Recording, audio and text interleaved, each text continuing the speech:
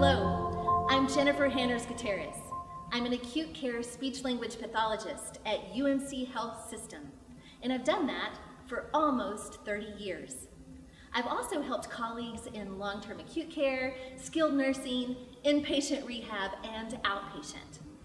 I am a faculty member in the Department of Otolaryngology at the Texas Tech University Health Sciences Center, and I'm a researcher in palliative medicine.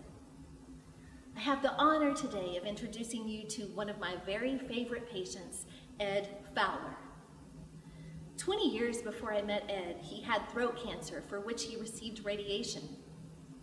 Age and fibrosis affected his swallow negatively over time. He was referred to the outpatient UMC clinic, and I had the opportunity to collaborate with my brilliant colleague, Janelle Miller. We met with Ed repeatedly to build rapport and to listen to his expressed desires, wishes, and his past experiences. We also gained a clear understanding of his perception of the seriousness of his condition. We were invited by Ed to share knowledge, scientific knowledge, experiential knowledge, and knowledge gleaned from our mentors. Ed was not safe from aspiration. He knew he was aspirating, we knew he was aspirating, and we detected that on repeated instrumental tests. But what he was safe from was fear and judgment. And we were safe from liability through clear communication and excellent documentation. Guys, this wasn't a perfect journey, or was it? Because when you treat the patient and not the deficit, perspective shifts.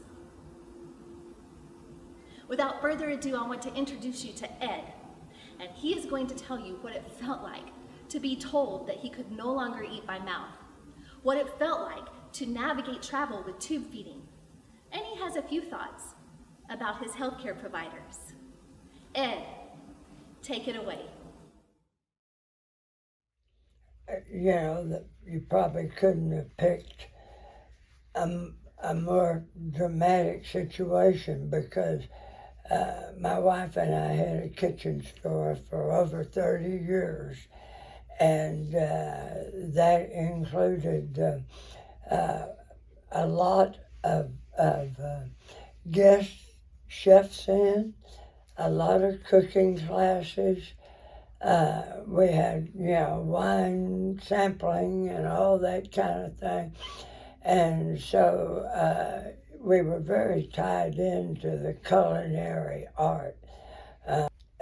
So as a result, when they told me that, a number of doctors, but my three major doctors after I aspirated told me that I wouldn't be able to eat again by mouth, then, that's a pretty dramatic change in your psychology. I mean, it was really pretty dramatic to me because a lot of my life, besides just nourishment and the things that you normally think of, you think, friendships and the social aspect and everything else all of a sudden was coming to a halt. And I guess a better term would be putting it in a major disarray. And so that plays a psychological effect on you. I'm a member of, and have been since, for 40-something years, of a little informal breakfast group of guys. And not only was it tough to go on Friday mornings and sit there and watch them eat, and me not eat, but it's also tough on them. Because it's embarrassing. I mean, they felt very uncomfortable sitting there and eating in front of me. And so, you have those ramification side effects too. I know from I know from talking to some of our friends that we went to dinner with and a lot, and shared a lot of different traveled together and etc. That they backed off inviting us to dinner and things because, again, they didn't want to embarrass me. It really, even our family, has to witness. So, it was hard for me to explain to my grandkids that this is the way it is. You go ahead and eat, and I'll be here, and we'll talk. And, they had to adjust. So, it really did have a pretty dramatic effect. Well, approximately 2 weeks before my flight time to San Diego, I called the regional TSA office because I knew I was going to have to carry food and water and all my equipment in order to eat, because it was from taking off originally to the final landing, it was a 9-hour day. So I was going to have to eat probably a couple of times. So anyway, the TSA people advised me to just let everybody know and it wouldn't be a big issue. And he took out, if I had a little bag with all my stuff in it, he took out every bottle of water, every carton of food, every syringe, every piece of equipment, and quizzed me about it, then took it individually, one at a time, over and wiped it down, then ran it through the scanner, and then came back and got the next one. And when you've got like 6 syringes and all this stuff in this bag, well, anyway, I was over there, I was over during this process for well over 45 minutes. But the whole idea was the fact that, it just added a tremendous amount of tension and at times almost fear, the way he was like, well, if I find anything, and you're just going, man, all I'm trying to do is set myself up to eat in this 9-hour period. We had a flight change and a 3-hour layover. So I needed to eat. So, you don't want to unbutton your shirt and start feeding yourself in front of all the other people sitting there in the airport. So my wife and I kind of went around and we found a room for mothers to breastfeed.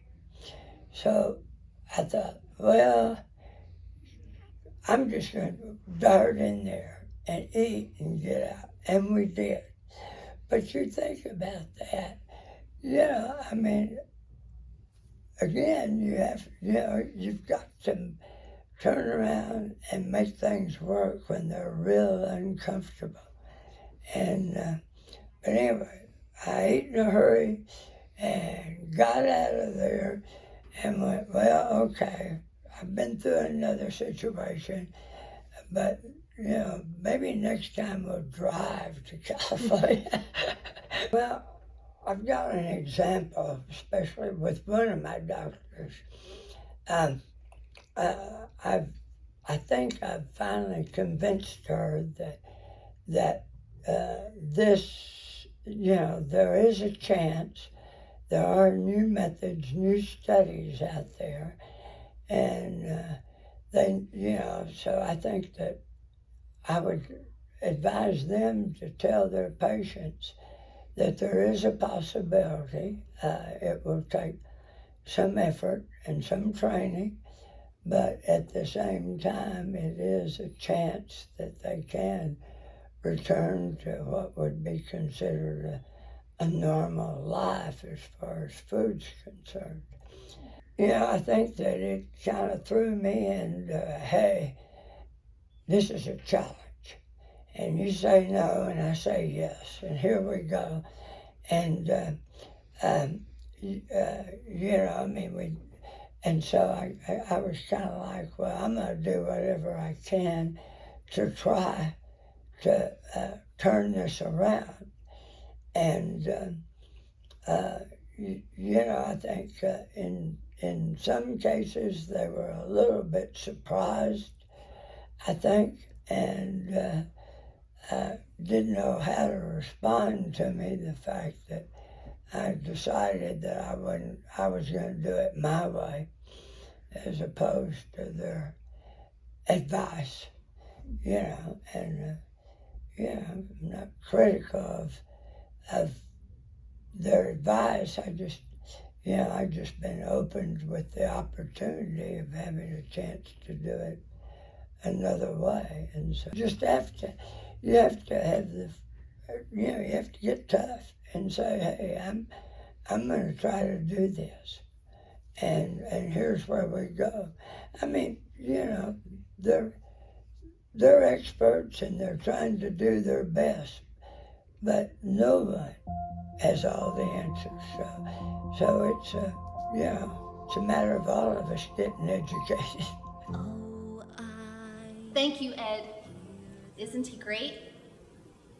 And thank you for all that you do for patients and clients and for one another. Thank you for uplifting and empowering one another in kind and professional ways.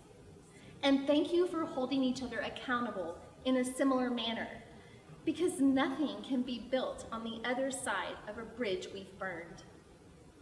Let's raise a glass